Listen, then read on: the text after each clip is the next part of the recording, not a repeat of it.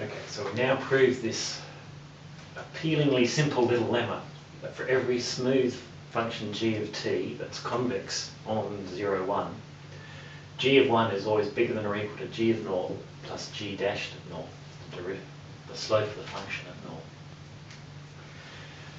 0. Okay, so let's start by looking at g of t and mysteriously writing it as g of 0 plus t into 1 minus 0. And the reason for doing this is because this has got the form of the definition of a convex function. Right? We're evaluating g at some point in between sort of x is 0 and y is equal to 1.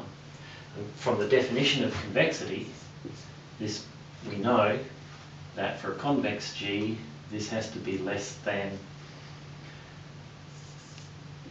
g of 0 plus t into g of 1 minus g of 0. Now, let's rearrange g of t is less than or equal to this. Put the g of 0 on the left-hand side by subtraction, then divide by the t. And so this has to be less than or equal to g of 1 minus g of 0. Now take the limit as, that's the g of t from here, as t goes to 0.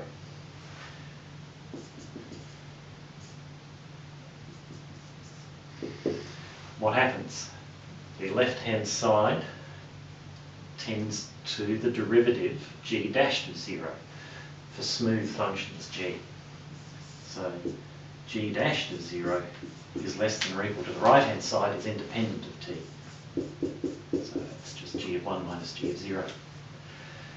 Then putting g of 0 on, adding g of 0 to both sides, g of 0 plus g dashed of 0 is less than or equal to g of 1, which is the identity we set out to prove.